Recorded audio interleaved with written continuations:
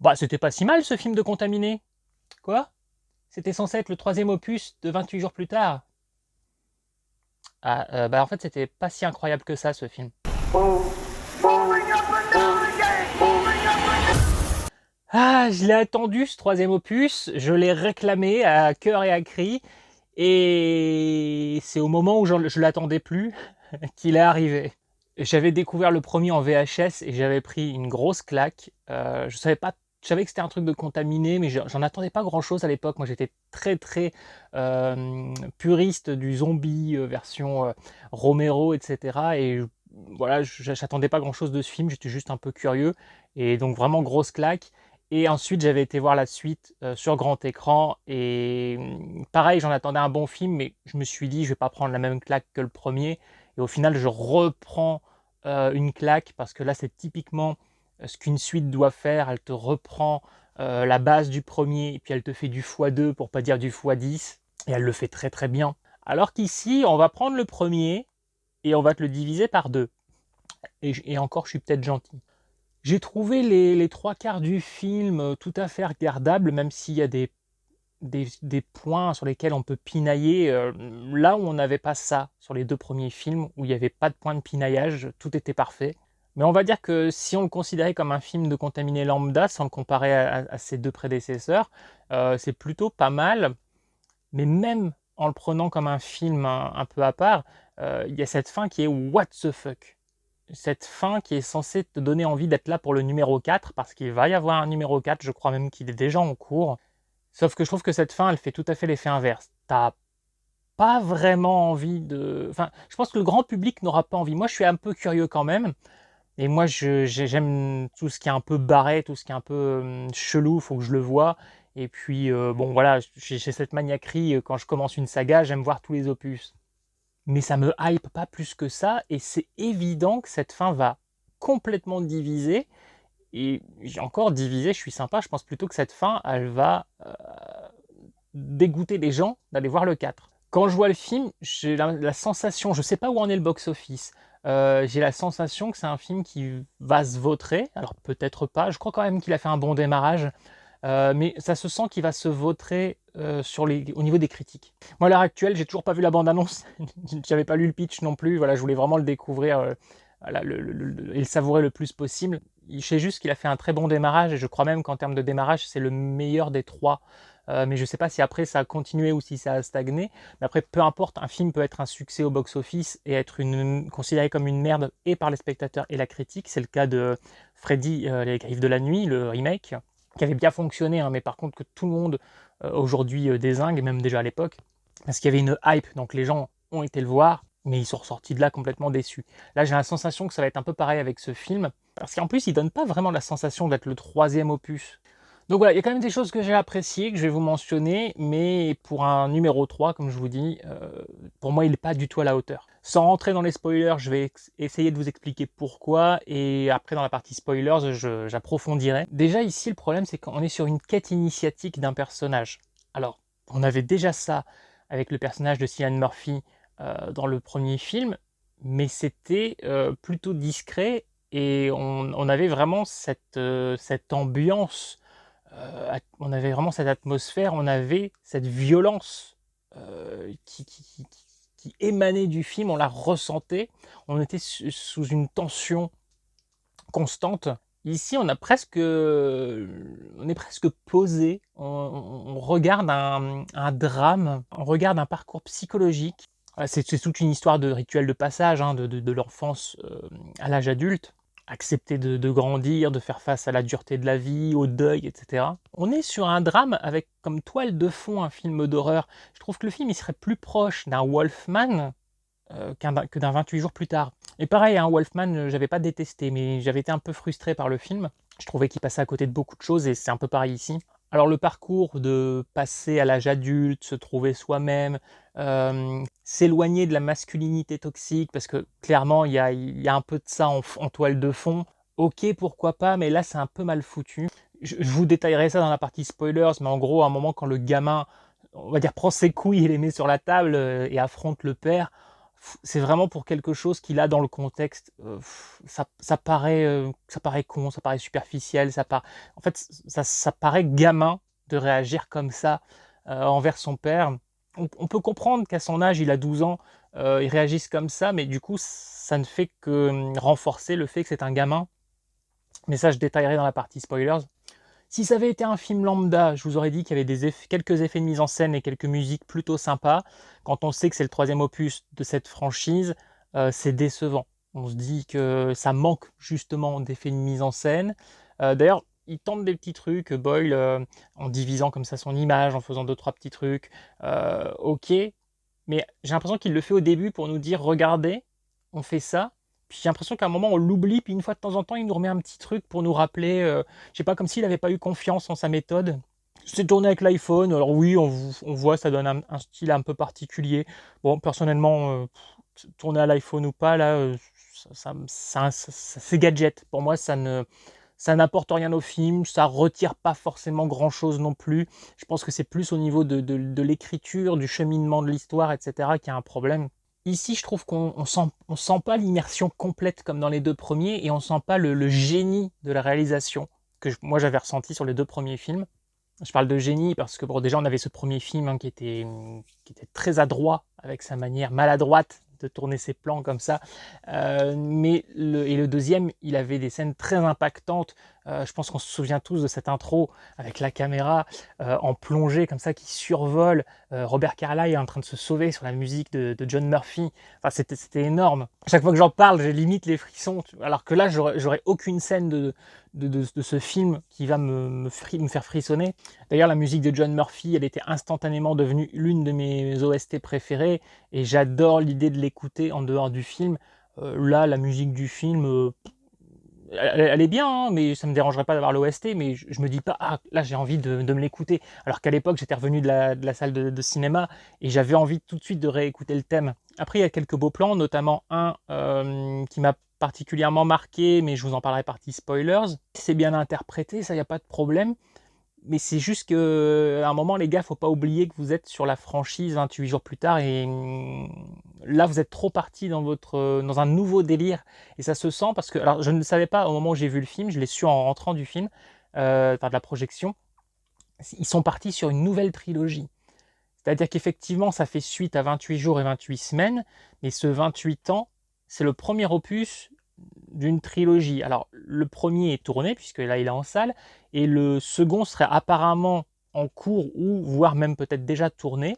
Et si ces deux opus-là, donc le 3 et le 4, fonctionnent, il y aura un cinquième.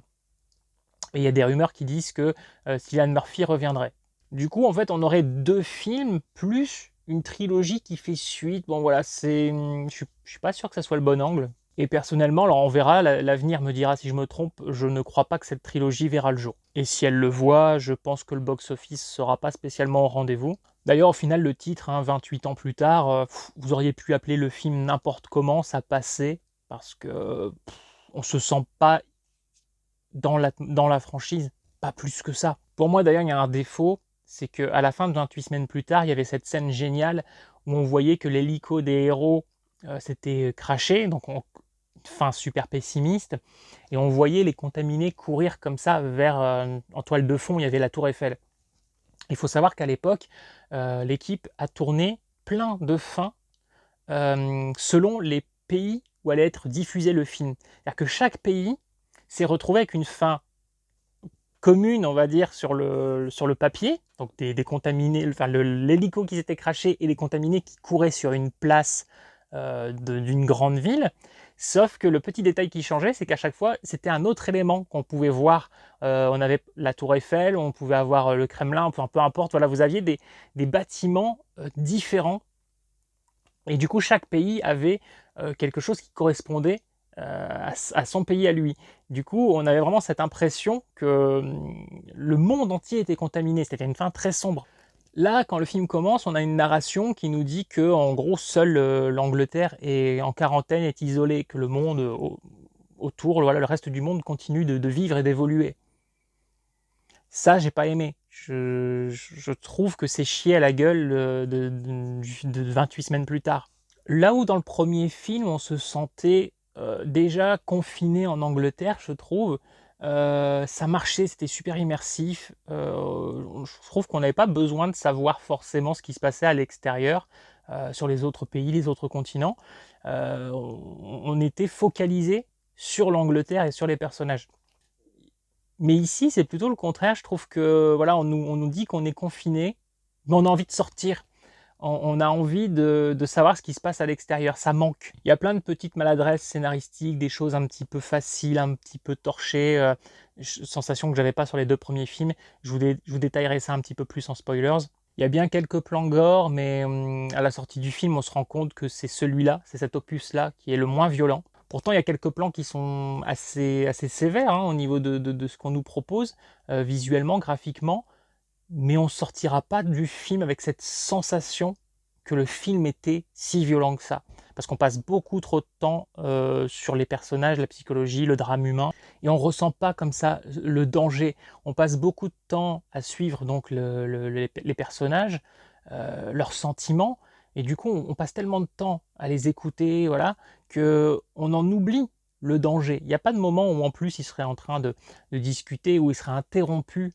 On n'a pas cette sensation que les contaminés peuvent débarquer à n'importe quel moment. Donc voilà, vous l'aurez compris, c'est pas un opus que je vais forcément vous conseiller. J'ai pas envie que le film se plante parce que j'adore Danny Boyle et j'adore cette franchise.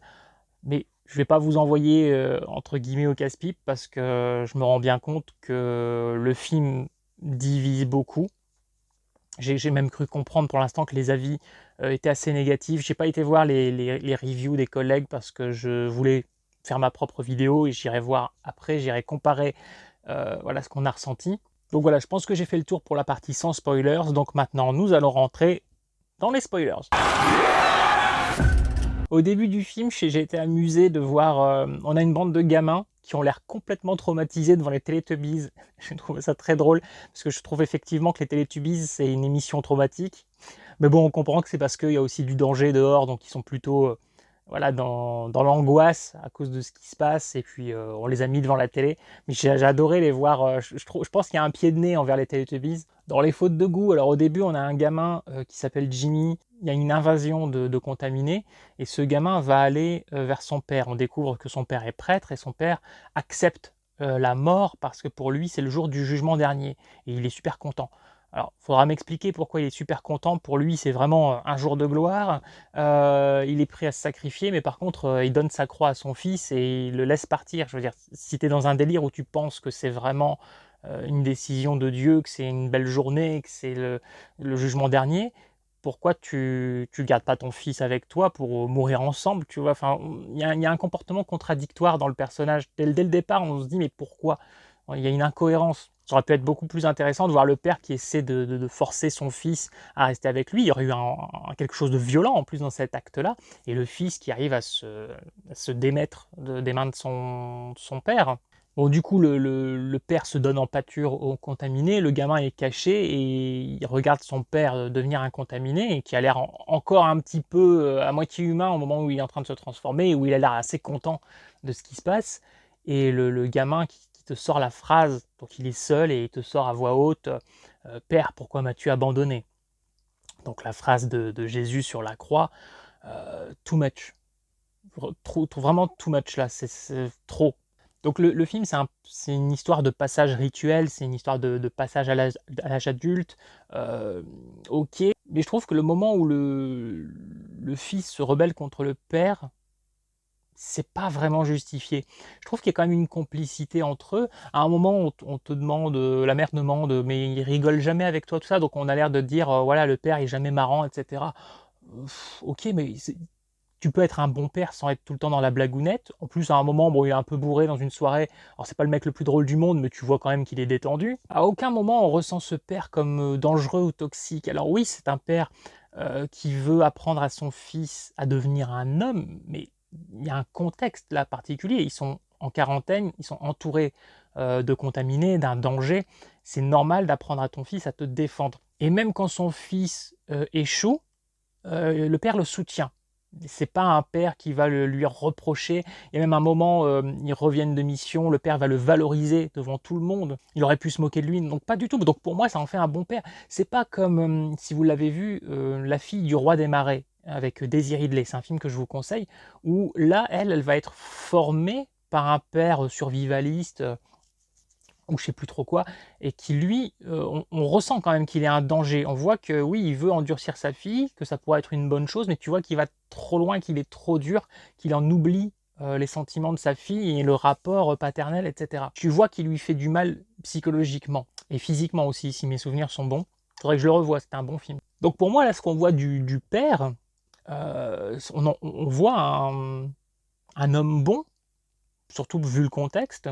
On dirait qu'ils avaient envie de faire passer un message sur la toxicité, sur le mal alpha, mais sans oser aller trop loin, faire jouer ça à cet acteur pour pas entacher son image, ou enfin je sais pas, j'ai presque cette sensation que ce film, ce 28 ans plus tard, a été blockbusterisé. Il a plus la personnalité qu'il avait avant, sur les 2 premiers opus. Et donc la mère, elle est malade. On la voit jamais quitter la chambre, on ne sait pas trop ce qu'elle a, personne ne sait vraiment, en tout cas personne ne le dit, parce qu'il n'y a plus de médecin. Et donc on voit que de temps en temps, elle est un peu cohérente, et puis après elle peut un peu vriller. Voilà, on voit que ça part un peu en sucette dans sa tête. Et donc eux, le père et le fils, partent en mission. Ils vont tuer des contaminés. C'est la première fois que le gamin va être confronté à des contaminés. Et ils vont revenir de mission. Ils ont quand même eu une belle peur. Ils ont été poursuivis. Ils auraient pu mourir. Euh, Ils reviennent. Le père a besoin de décompresser. Il picole pas mal, hein, il est bien torché. Mais il reste sympathique. Mais dans ce contexte-là où il a bu un coup, où voilà, il relâche la pression, etc., il s'éloigne avec une jolie petite brune. Peut-on lui en vouloir? Voilà, et il s'isole, il essaie même de faire en sorte que personne ne le voit, par respect pour son fils et tout, ils vont plus loin, et il va se taper la petite brune. Bon, il se trouve que le fils, parce qu'il est malade, parce qu'il a bu sa première bière, est sorti vomir, et puis en fait il voit son père, donc il le suit, et il voit son père donc se taper une autre gonzesse, et après donc le fils va être en colère envers le père. Et c'est là un peu où le gamin en gros prend ses couilles, il les met sur la table et tout, mais ça colle pas pour le spectateur, je trouve. C'est pas bien de tromper ta femme, mais elle est malade. Visiblement, de ce qu'on voit, de ce qu'on imagine, il a plus de vie intime. Voilà, on ne sait même pas s'ils sont encore proches parce que on voit qu'elle perd un peu la tête. Elle est dans son lit toute la journée. Ça donne presque aussi, parce qu'elle elle est un peu en sueur, elle a un peu tout ça, ça donne aussi presque une impression un petit peu de saleté. Léger, hein, c'est pas très très sale, mais on sent plus la vie de couple. Et tu te dis, le mec, c'est un guerrier, il vient de manquer de mourir, il a pas mal picolé, et il y a cette petite brune, voilà, voilà, il a des besoins.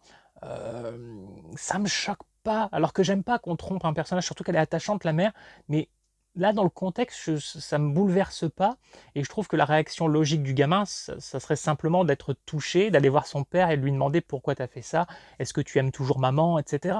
Là, non, le gamin, à un moment, il prend même carrément son couteau, il menace son père, casse-toi de la maison, machin, etc. Euh, c'est pareil, c'est too much. Et en plus, j'allais dire, c'est pas crédible. Le père récupère le couteau, donc ça va, mais le père a l'air d'obéir, de se sentir mal, mais il y a un truc qui passe pas dans cette scène. Il y a des petites images comme ça, très, très découpées, où on voit des guerriers tirer à l'arc, ce genre de choses. Je me demandais un petit peu ce que ça venait foutre là, un peu comme des images d'archives, mais d'une époque qui, ouais, il n'y avait pas de caméra, donc enfin, je sais pas, il y a quelque chose qui m'a semblé un peu étrange. Est-ce que ça serait des images de films, peut-être? À un moment, je sais pas pourquoi, je me suis demandé si on n'était pas dans les Monty Python. Parce que du coup, c'est peut-être pas valorisant pour le film de penser ça à ce moment-là. Il y a aussi des plans. Je suis presque sûr d'avoir reconnu des plans de 28 semaines plus tard, des vues subjectives à travers le sniper, le fusil sniper de Jeremy Renner. Un truc con aussi, à un moment, ils épargnent un enfant contaminé, obèse, et tu te demandes pourquoi. La franchise nous a montré que jusqu'ici, on avait été sans pitié avec les enfants contaminés. Là, il n'y a pas vraiment de raison. Et puis du coup, tu laisses partir un gamin euh, qui est potentiellement un danger puisqu'il est contaminé. Vous voyez, ça fait déjà plein de petites maladresses comme ça qui sortent un peu du truc. Alors les contaminés sont tous à poil, hein. Vous allez avoir de la zizouille au vent tout le long du film. Je crois même qu'au cinéma, c'est la première fois que je vois autant de zizouilles, dont un contaminé que je m'amusais dans ma tête à appeler le Jason Momoa, qui alors lui a un bazar énorme. Et c'est pas pour rien que je vous parle de ça, c'est parce que il est censé représenter le mâle alpha. Et d'ailleurs, ces contaminés-là sont appelés les alphas parce qu'ils sont plus grands, soi-disant plus intelligents. Mais alors, mis à part qu'ils foncent plus comme des cons comme avant, on a l'impression qu'ils restent statiques pour réfléchir, mais leur réflexion elle sert à rien parce qu'en plus on leur tend jamais des pièges, donc il y a jamais vraiment de moment où c'est utile de ne pas foncer comme des bourrins. Alors on nous explique pas du tout pourquoi ils sont à poil, c'est un peu dommage parce que du coup c'est à toi d'essayer de trouver peut-être et t'es pas sûr de l'explication. Pour moi, je pars du principe que comme ils sont souvent en forêt, ben, ils se sont accrochés les vêtements à plusieurs reprises. Il y a bien un ou deux contaminés qui ont encore un petit peu de tissu sur eux, mais qui cachent pas grand-chose. Donc tu te dis que c'est ça, mais ça aurait été bien de montrer juste un plan où à un moment, un contaminé qui a encore un peu de vêtements, peut-être encore un dernier morceau de tissu, se l'accroche, il s'arrache et se retrouve à poil. Voilà, c'est juste pour nous expliquer pourquoi ils sont tous nus. Ou alors est-ce que parce qu'ils sont soi-disant supérieurement intelligents, ils ont décidé d'être à poil parce que ça fait un style, ils forment une sorte de tribu, j'en sais rien. Ouais, vous voyez, encore une fois, trop de points d'interrogation et voilà, il y a vraiment trop de questionnements, trop peu de réponses, ce qui fait que le film a l'air vraiment bancal. Après, effectivement, pour ce qui est de la grandeur, on voit, oui, qu'effectivement, les alphas sont plus grands, de partout d'ailleurs, hein, comme je vous ai expliqué. Dans les moments maladroits aussi, on a le père et le fils qui rentrent de mission. Alors, en plus, ils se sont un petit peu reposés avant, mais bon, on les sent pas spécialement fatigués, et à un moment, ils voient qu'ils sont pourchassés. Donc, ils décident de se mettre à courir, et je sais pas, ils courent 100 mètres, 200 mètres, le gamin fait une chute, et à un moment, il dit « Ah, je peux plus ». C'est genre, je suis trop fatigué, j'y arriverai pas, machin. Mais jusqu'ici, tu t'es plutôt bien comporté comme un petit guerrier, tout ça. Là, tu fais une pauvre chute comme ça à la con, tu te blesses même pas, et tu as un danger de mort là derrière toi qui te poursuit, et tu trouves pas la force nécessaire en toi pour continuer à courir. Tu dis, ah, j'en peux plus, c'est limite, abandonne-moi, père, je vais mourir ici comme un con. Je me dévoue, je servirai de buffet. Non, mais voilà, ça marche pas. Tu ressens pas du tout la détresse, la fatigue, tu te dis juste, mais il est con ce gamin, il nous fait un caprice. Et c'est dommage parce que ça vient désamorcer une scène qui est très jolie visuellement, c'est peut-être celle qui m'a le plus marqué, parce que du coup on est de nuit, et c'est une marée qui recouvre une sorte de petit chemin, on va dire de passerelle, de pont, je sais pas trop comment appeler ça, qui relie leur camp au reste du continent. Et donc ils peuvent y passer qu'à certaines heures de la journée à cause de la marée. Et donc là, il fait nuit, ils sont en train de marcher, ils ont de l'eau à peu près jusqu'aux chevilles, et ils marchent dans l'obscurité, et tout ce qu'on voit, c'est le mouvement de l'eau quand ils marchent. Donc cette eau qui est envoyée en l'air à quelques centimètres, ça brille sous la lune, ça fait comme ça très, très blanc, dans un univers très noir. C'est assez beau. Et au loin, on voit l'alpha qui commence à courir comme une balle, et qui lui du coup est très très fort, très costaud, et qui est donc en train de courir. Donc lui ça fait carrément un petit bouillonnement d'eau, et tu vois ce bouillonnement d'eau qui brille comme ça, qui se rapproche. Il y a quelque chose d'assez esthétique. Pareil, un autre truc super maladroit, on apprend qu'il y a un médecin qui vit comme ça sur le continent, complètement exclu de tout le monde. Et le père l'a vu, ce médecin. Il l'a vu il y a 15 ans. Et il avait surpris cet homme en train de brûler des corps de contaminés. Donc jusqu'ici, rien de spécialement choquant. Et il avait disposé des dizaines et des dizaines de corps de contaminés de manière assez symétrique, un peu comme un cimetière, comme si c'était des tombes. Ils étaient tous espacés genre de 1 mètre, comme ça, puis il y avait plusieurs rangées. Et lui qui était plus jeune, mais pas si jeune que ça, quand tu calcules l'âge qu'il doit avoir, euh, il a été choqué par ça, et il s'est dit c'est un fou. Et 15 ans plus tard, il s'est toujours pas remis en question là-dessus. Il explique à son fils l'histoire pour lui dire que ce mec est fou. Et ça marche pas.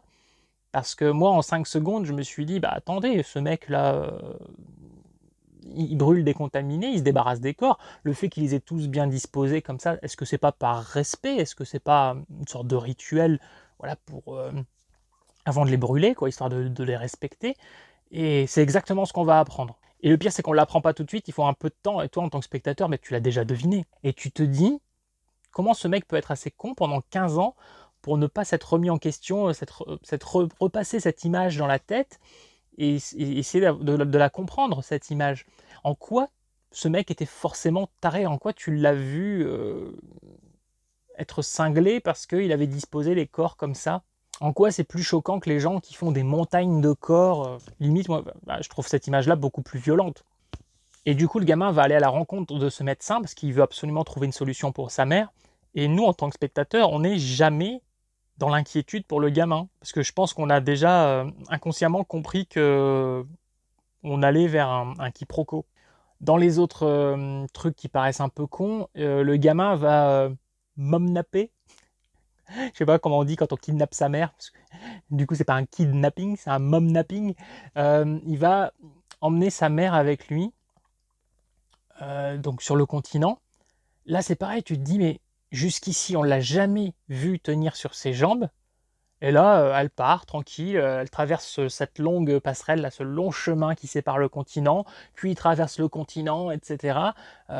Tout va bien. Bon, elle fait une pause ou deux comme ça, où elle se pose un peu le cul dans l'herbe, mais bon, ça, on n'a pas cette sensation qu'elle est en train de mourir, quoi. Et tu peux pas t'empêcher de te dire, mais gamin, là, part tout seul, parce que là, il voulait plus parler avec son père, part tout seul au lieu d'emmener ta mère, va voir ce médecin, part en éclaireur pour voir si c'est bien un taré ou pas, et si c'est pas un taré, ramène-le. Et au pire, si jamais tu vois qu'il veut pas venir, etc., bah, reviens chercher ta mère, ça te coûte juste quelques heures de marche en plus. Parce que sa mère est malade, mais elle donne pas l'impression qu'elle va mourir à la seconde non plus.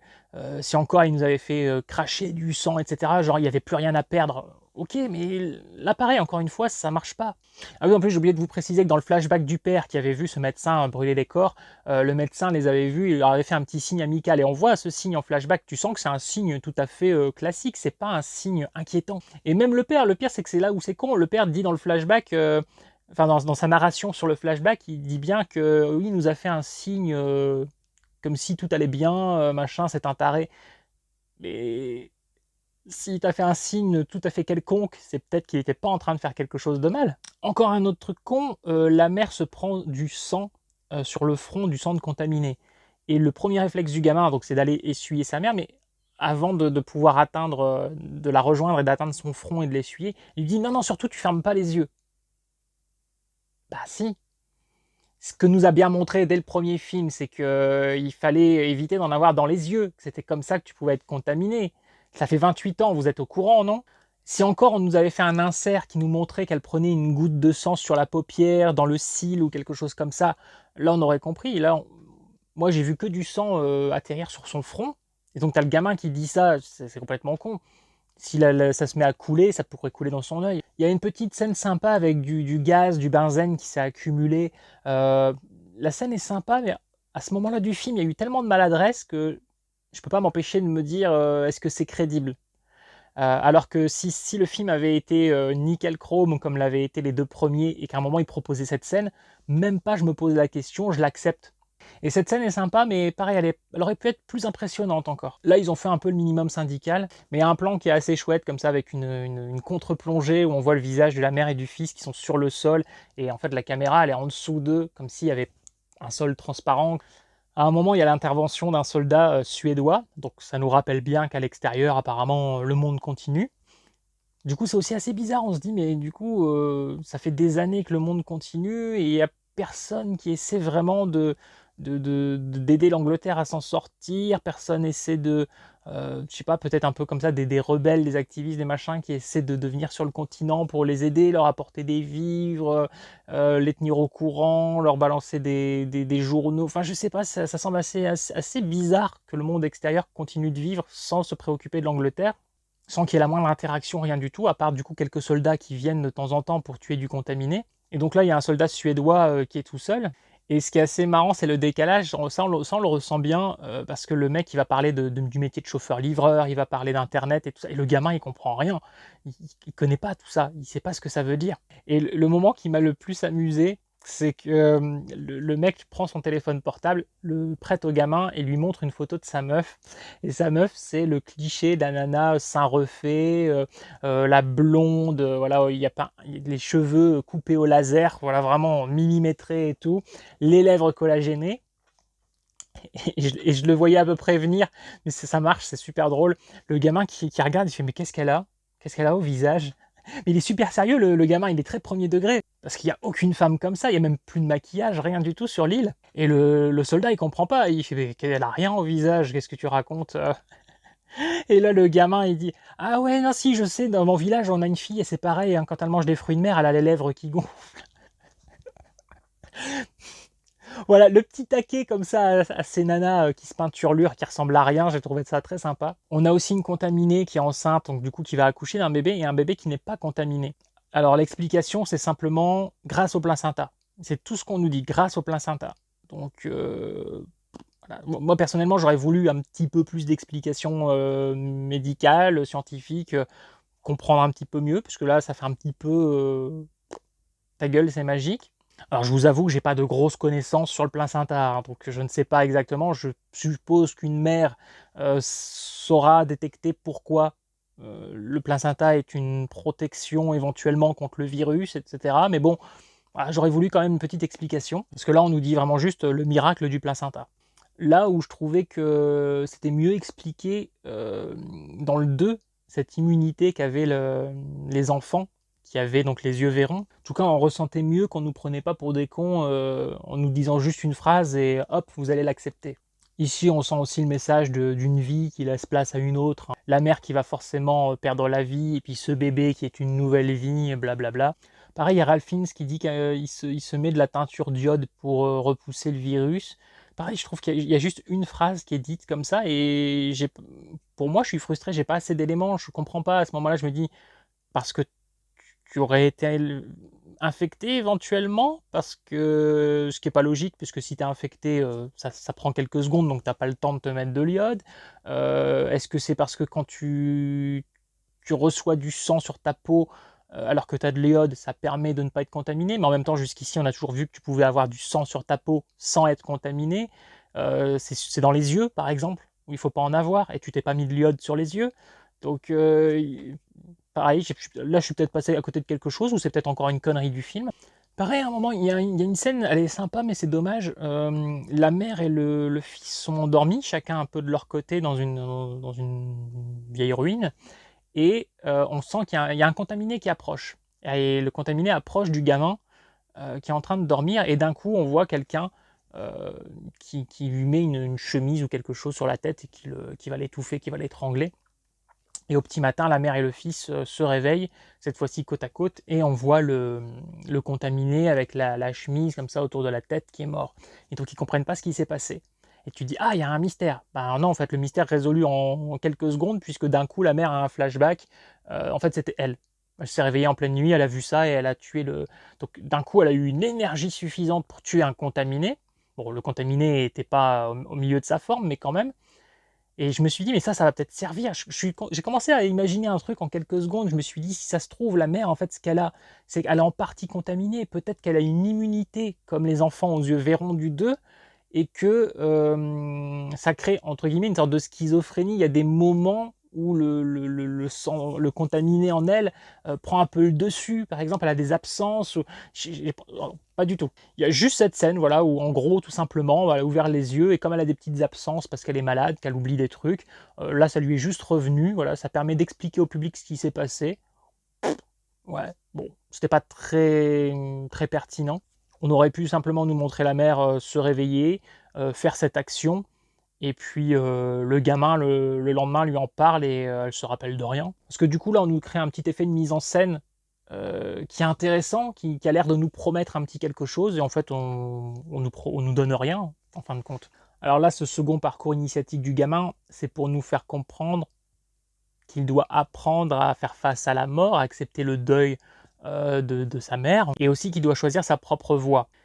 qu'il n'est pas obligé de choisir ce que son père lui inculque, qui symbolise donc une sorte de mâle alpha, mais qu'il peut aussi écouter sa maman pleine de bons sentiments.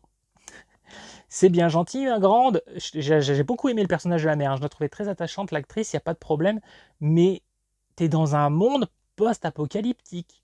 C'est normal que le père éduque son fils de cette manière, et surtout, je le rappelle, le père n'a pas été dépeint suffisamment de la bonne manière toxique pour nous faire comprendre que c'est normal que le gamin prenne sa propre voie. Le seul défaut du père, c'est que complètement bourré, un soir, il est parti se taper une jolie petite nana alors qu'il a plus de vie sexuelle avec sa femme. Je veux dire, on a vu pire en matière de salopard dans un film. Et c'est pas avec des petites blagounettes et puis des bons sentiments comme sa mère en parle à un moment que le gamin il va survivre dans cet univers. Et puis il faut rappeler que le gamin il a 12 ans. Donc lui faire choisir un peu sa propre voie et puis là lui faire un parcours tout seul, non.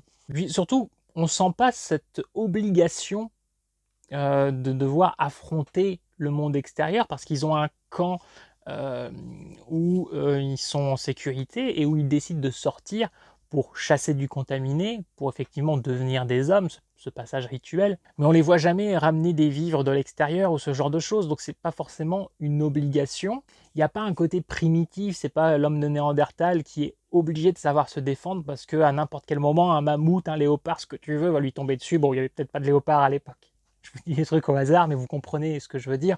Et puis surtout, ce que les gens ont l'air d'oublier, c'est que rien ne t'empêche d'être dur et d'avoir aussi des sentiments. Je veux dire, tu peux être un guerrier à la guerre et puis rentrer chez toi et être délicat avec ta femme, tu peux faire des blagues, tu peux faire, etc. Ça n'empêche pas. D'ailleurs, c'est un peu ce qu'est le père, hein. Le père, il rentre, il saoule la gueule, il se détend. Sa femme, tu vois que c'est compliqué parce qu'elle est malade, mais il prend toujours soin d'elle.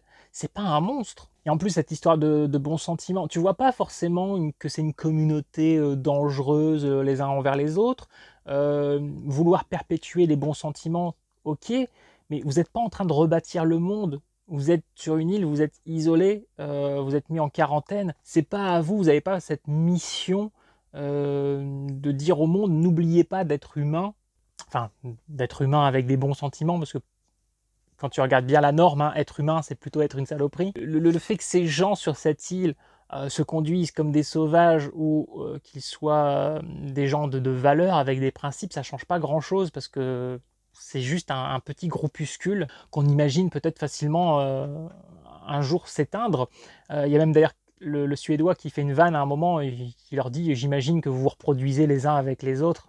Et c'est pas plus creusé que ça, mais c'est limite pas con et intéressant comme sujet, mais ça n'a pas été abordé. Et ça aurait pu être quelque chose d'assez violent au sein de cette œuvre, de peut-être montrer qu'effectivement ce genre de choses se produisait, ou plutôt se reproduisait. Il trouve enfin le médecin, et donc joué par Ralph Fiennes, hein, qui est très très bien comme d'habitude. Et là aussi, il y a une maladresse parce que du coup, lui, il a tout un rituel où il met les morts à brûler, récupère les ossements, etc. Bon, ça, c'est sympa. Il y a toute une structure comme ça. Il fait des sortes de totems, des montagnes de crânes, d'os, tout ça. C'est vraiment très esthétique. Mais en fait, on va dire, euthanasier la mère parce que voilà, il est temps. Même si je trouve que bon, elle n'est pas non plus dans un état qui justifie ça. Je me dirais, à la place de la mère, ben, j'ai envie de passer encore un peu de temps avec mon fils. Là, pourquoi se sacrifier tout de suite maintenant? Je sais pas, je trouve qu'elle perd pas encore assez les pédales pour que on justifie qu'elle abandonne. Bon, bref. Donc le médecin, Ralphine, va profiter que le gamin est un petit peu engourdi, un petit peu sonné, parce que voilà, il l'a piqué avec une petite fléchette, tout ça, pour s'occuper de la mère et la passer au four, récupérer son crâne, etc. Et en gros, il lui amène le crâne de sa mère. C'est limite, alors il le dit pas évidemment, mais la scène, ça fait vraiment, tiens, c'est maman. Et c'est très maladroit, et le gamin va récupérer le crâne. Alors, on voit que le gamin est touché, le gamin joue bien, mais on lui fait faire des trucs qui sont maladroits. À un moment, il va même embrasser le front du crâne en disant je t'aime maman, ça passe pas. On voit aussi qu'il va aller mettre le crâne au sommet de cette petite pyramide de crâne. Enfin, cette petite, elle est quand même très très grande, cette pyramide de crâne. Mais c'est pareil, tu vois que il fait que le poser. On est en Angleterre, sur une île. Le premier coup de vent, tu te doutes que le crâne il va tomber et se fracasser. Tu peux pas t'empêcher d'y penser parce que c'est de la logique. Et toute cette scène avec le crâne de la mère, ça pourrait être pas mal, mais dans un autre film, là ici, je trouve que ça colle pas dans le contexte. Là, je veux dire, le gamin, je veux dire, c'est quand même violent. Tu lui as amené le crâne de sa mère. Qu'est-ce qui t'empêchait exceptionnellement pour elle de l'enterrer à l'ancienne pour que voilà le gamin puisse se recueillir sur la tombe de sa mère? Pourquoi tu as infligé à la mère ton rituel à toi avec voilà, les os et tout? Je trouve que c'est assez violent. Alors, j'aime les scènes violentes, mais là j'essaie de me mettre dans le contexte, à la place des personnages, et je trouve que ça manque de logique. Là c'est vraiment juste pour le spectateur, pour lui offrir des choses graphiques, mais ça sort encore du truc. Et à ce moment-là du film, je peux pas m'empêcher de me dire, donc le père, qui a été foutu dehors par son gosse, à un moment il va revenir chez lui, son gosse est plus là. Il s'est barré avec la mère qui est malade, qui reste quand même sa femme, à qui il tient. Il va voir le gamin revenir. Le gamin, il va revenir seul. Il va lui apprendre que sa femme, donc la mère, est morte. Le mec aura même pas pu faire ses adieux. Et en plus, on va lui ramener un bébé de contaminé. Et le père, il va devoir accepter tout ça et on va oser essayer de nous faire croire qu'il est peut-être toxique, que c'est peut-être la masculinité qui essaie de prendre le dessus. Ouais, non, là, vous le prenez quand même pour un con, hein, le mec. C'est presque ce qui se passe parce que le gamin, il laisse le bébé à l'entrée du camp, mais il se barre. Et en fait, il a laissé juste un mot qui explique tout. Alors, dans le mot qui est lu avec une voix narrative, je crois qu'on n'entend même pas qui dit que la mère est morte, hein. Bon, bref, ça c'est peut-être juste ellipsé, c'est peut-être quand même dans le mot, mais bon, bref. Et donc le père se retrouve juste avec le bébé, plus de femme, et le gamin il s'est barré. Le gamin il s'est barré tout seul, vivre sa vie quelque temps, parce que voilà, il a besoin, t'as besoin de vivre ta vie tout seul. T'as 12 ans. Je te rappelle que t'es pas du tout un gamin qui a été élevé à la dure dans la nature. On n'est pas dans Prey. Le gamin, il joue bien, mais il n'a pas le charisme nécessaire pour nous faire croire qu'à 12 ans, il est capable d'aller comme ça, vivre tout seul sur le continent et affronter les contaminés. Et c'est ce qu'il part faire. On te fait une sorte de scène comme ça, un peu épique sur lui. Là, je suis en mode guerrier solitaire. Non, ça marche pas. Après, bon, ça va. Ils nous font une scène où il arrive à en tuer un ou deux, puis à un moment, il se retrouve un peu acculé. On voit qu'il va être submergé. Et là, vont intervenir les personnages de la scène finale. Et c'est ridicule. C'est ridicule parce que du coup apparaît Jimmy, le gamin du début du film, qu'on n'a donc pas revu du film, hein. On a vu une ou deux petites inscriptions ici et là où c'était marqué Jimmy, sur un corps d'ailleurs, à un moment, sur un mur. Euh, mais voilà, on utilise le personnage et on se le retrouve avec lui qu'à la fin. Et quand il apparaît, ce personnage, il est blondé coloré avec un jogging hyper propre et une tiare de princesse et plein de petites bon, j'allais dire plein de petites bagues. Bon, j'ai plein de bagues, mais là, je trouve que ça fait pas du tout j'allais dire viril. Là, on est vraiment sur l'antithèse, hein, de ce qu'on nous a montré avant avec le mâle alpha. Tu te dis non mais sérieux, tu vois ce mec apparaître dans un monde post-apo avec son petit jogging, je crois violet ou un truc comme ça, voilà, vraiment près du corps et tout. Sa tiare de princesse, sérieux, c'est quoi ce truc? T'as l'impression qu'à la dernière minute, ils se sont dit mince les gars, on a fini le film, là il nous reste 2 minutes à tourner, on a oublié de faire quelque chose pour le quota LGBT. Et alors t'as cette scène où les personnages se mettent à attaquer les contaminés, et là c'est Power Rangers. C'est vraiment, t'as même un personnage qui fait une pirouette en l'air. Enfin, c'est too much. Alors, c'est amusant, mais c'est amusant au sein d'une série B à la con. Là, ça fait con dans cette franchise. Et ça fait surtout très cheap et très con à la fin d'un tel film qui a quand même été sérieux, malgré les défauts qu'on peut lui reprocher par rapport aux deux premiers opus. Ça restait un film qui se tenait à part entière. Et là, cette scène, mais elle cloche complètement. Je dis pas qu'elle est pas marrante, hein, on te balance du rock, là, du heavy metal, et puis je vous dis, il y a cette scène qui est très burlesque, mais ça fait juste gag. Tu te dis pas, ah, j'ai hâte de voir le quatrième, et tu t'attaches pas du tout à ce fameux Jimmy, à ce fameux gamin, quand tu le vois comme ça.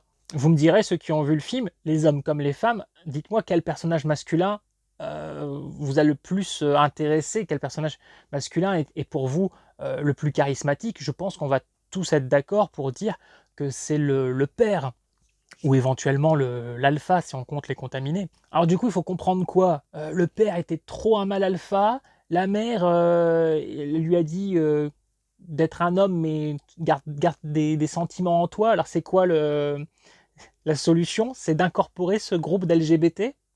Je dis ils sont LGBT, je sais pas, mais bon, en tout cas, ne serait-ce que le personnage de Jimmy avec sa tiare de princesse, enfin c'est ridicule. Donc voilà, je crois que j'ai fait le tour. C'est un film hyper frustrant. C'est un mauvais troisième opus. C'est pas un mauvais film à part entière parce qu'il y a quand même des qualités. C'est pas un spectacle qui est désagréable à suivre, mais on se sent, je pense, insulté quand on aime les deux premiers films. Donc c'est vraiment un film, si vous avez jamais vu les deux premiers, voilà, vous vous lancez dans celui-là, vous pouvez l'apprécier. En plus, franchement, il n'y a pas vraiment besoin d'avoir vu les deux premiers, parce qu'on te fait un résumé au début, on te dit qu'on est en quarantaine. C'est un film qui se suffit à lui-même. Alors c'est vrai que 28 semaines plus tard, ne renchaînait pas concrètement sur un lien bien précis, un personnage du premier, mais on se sentait complètement dans le même univers. Le personnage commun, c'était cette Angleterre, cette esthétique, cette mise en scène, même la photographie, bien qu'il y avait une différence entre les deux premiers films, il y avait quelque chose de très cohérent. Là, c'est un film, il y a vraiment un fossé avec les deux premiers, et c'est ça qui est dommage. Je pense qu'on avait au moins envie de retrouver l'atmosphère visuelle des deux premiers pour se sentir dans un univers cohérent, et ça, on ne l'aura pas. Que le film innove, ne veuille pas tout répéter des deux premiers, ça se comprend, mais là, il va trop dans un autre truc. On a même pas l'impression que c'est Danny Boyle qui réalise, parce qu'on a l'impression qu'il n'a pas compris son propre univers. Là, en gros, on a l'air de nous dire, c'est bon, faisons quelque chose de neuf. Ouais, mais pas trop neuf. Comme disait Sidney Prescott dans Scream 4, on déconne pas avec l'original. Et là, en l'occurrence, avec les originaux, puisque le 2 était aussi bien que le premier. Donc voilà, je suis pas super hypé pour le quatrième opus. J'irai sûrement le voir s'il y a des séances le matin à 5 euros. À 11 euros, j'irai pas. Ça veut dire que dans le quatrième opus, on va retrouver ces personnages, que je trouve assez dommage. Moi, j'aimais bien qu'on change de personnage à chaque film. Et puis bon, voilà, j'ai apprécié le gamin le temps de ce film, mais j'ai pas spécialement envie de le retrouver encore une fois. Je suis un peu curieux de voir ce qu'ils vont faire avec ce groupe un peu excentrique à la fin, mais clairement, je vois venir un peu on verra si je me trompe ou pas, mais j'ai une image précise de comment va être le personnage de Jimmy. On en reparlera quand j'aurai vu le quatrième opus, peut-être dans 28 retours de séance plus tard. There's no discharge in the war.